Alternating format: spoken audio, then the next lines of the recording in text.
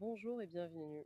Aujourd'hui, on se penche sur un document assez unique, vraiment percutant, qui nous vient du Cameroun.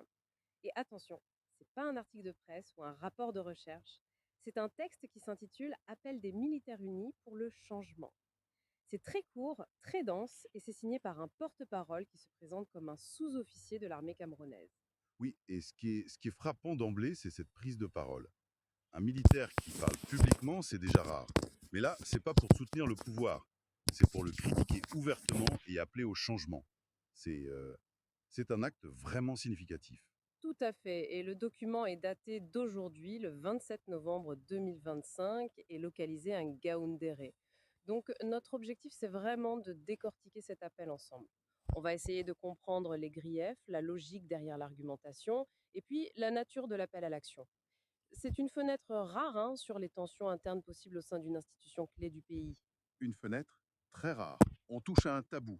La parole militaire est normalement verrouillée. Donc, quand elle s'exprime comme ça contre le pouvoir, ça veut dire que euh, quelque chose couvre. Alors, allons-y.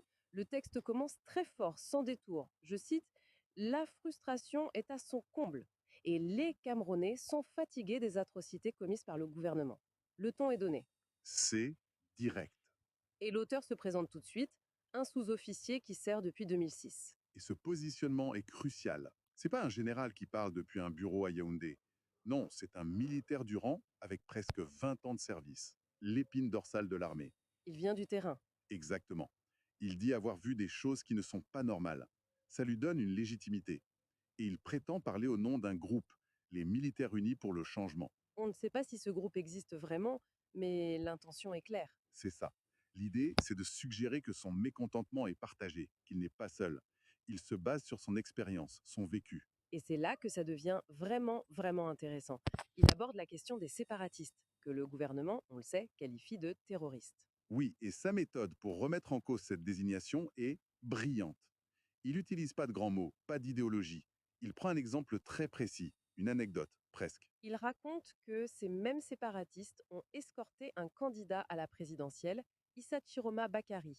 C'était pendant sa campagne à Bamenda et Bouéa. Et le point clé, c'est qu'il précise que tout s'est déroulé, je cite, sans incident. C'est factuel, vérifiable. Et il en tire une conclusion directe, implacable. Ceci démontre que ces personnes ne sont pas des terroristes, mais des citoyens qui veulent se faire entendre, En une phrase, il vient de de dynamiter le discours officiel. complètement. C'est fascinant comme stratégie rhétorique. Un fait précis est utilisé pour démanteler toute une narrative. Si un dialogue politique pacifique est possible avec un acteur politique, Alors comment peut-on les réduire à l'étiquette de terroristes? voilà. La question est posée de manière frontale. Il dit en substance, arrêtons de nous mentir. La preuve que le dialogue est possible, on l'a vu. Et cette critique mène logiquement à une autre question qui est encore plus dérangeante. Qui est, pourquoi le président Paul Biya ne négocie-t-il pas avec eux si Issa Chiroma, un opposant, a pu le faire? Exactement. Le contraste est utilisé pour critiquer directement le chef de l'État. Et dans le même temps pour soutenir ouvertement un opposant. La phrase est sans équivoque. Ceci démontre qu'il faut un changement au Cameroun et que l'homme de la situation est Issa Chiroma. C'est un soutien politique explicite. C'est plus que ça, c'est un acte d'allégeance politique, un militaire en service qui désigne son candidat. C'est une ligne rouge qui est franchie. Absolument. Le militaire est au service de l'État, pas d'un parti. Là, il sort complètement de son rôle. Ce n'est plus juste un cri de colère, c'est une prise de position politique. Subversive, critique sur la structure même du pouvoir. L'auteur dénonce un manque de respect de la hiérarchie, Oui, et encore une fois, avec un exemple très concret. Il dit que le président Biya donne ses instructions au secrétaire général de la présidence en court-circuitant le Premier ministre. qui est pourtant le chef du gouvernement. C'est ça. Pour un non-militaire, ça peut sembler être un détail de fonctionnement, mais pour un soldat, Pour un soldat, la chaîne de commandement, c'est sacré. c'est le fondement de tout. Voir qu'au sommet de l'État, cette règle d'or est bafouée, ça doit être perçu comme un dysfonctionnement majeur. Un signe de chaos presque. Exactement. C'est un manque de respect pour l'institution elle-même. Le message que ça envoie, c'est que le système est cassé à la tête. Donc, pour résumer sa critique, on a un pouvoir qui échoue à résoudre une crise par la politique. Et qui en plus ne respecte pas ses propres règles de fonctionnement interne. C'est un procès en illégitimité en fait. Parfaitement. La double faillite, opérationnelle sur le terrain et structurelle au sommet. C'est ce qui justifie à ses yeux cette prise de parole radicale. Alors que faire? Le document se termine par un appel clair. À qui s'adresse-t-il? L'appel est large.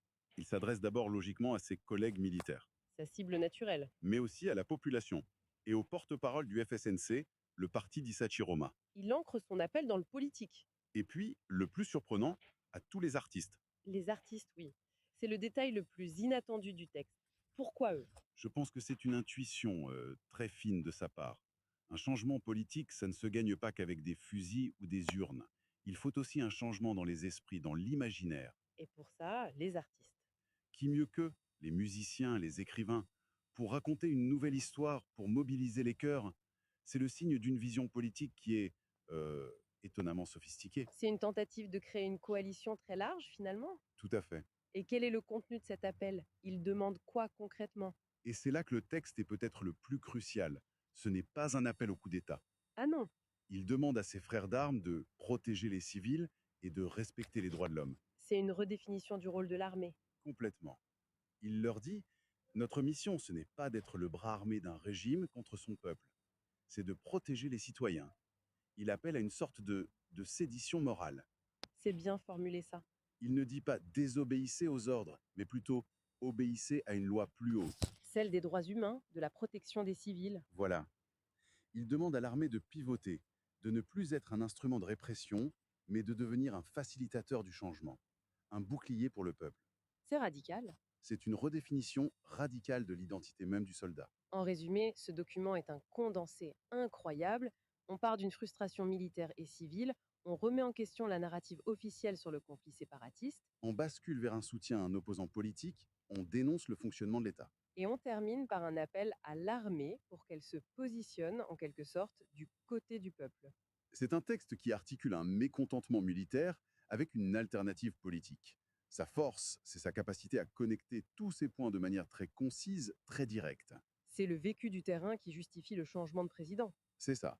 Sa force réside dans cette connexion entre le concret et le politique. Le tout est pris avec les mots simples d'un soldat. C'est ce qui le rend si percutant. Pour conclure notre analyse, une pensée à explorer, l'auteur de cet appel, ce militaire, a jugé important d'inclure les artistes dans sa liste, aux côtés des soldats et des politiques. Ça soulève une question intéressante. Dans un contexte de changement politique souhaité par une partie de l'armée, quel rôle spécifique les créateurs, les musiciens, les écrivains pourraient-ils jouer? Est-ce que leur rôle est juste d'accompagner un mouvement ou est-ce qu'ils peuvent être, comme le suggère cet appel, de véritables acteurs du changement qui façonnent l'issue de la bataille, non pas en changeant les lois, mais en changeant les imaginaires?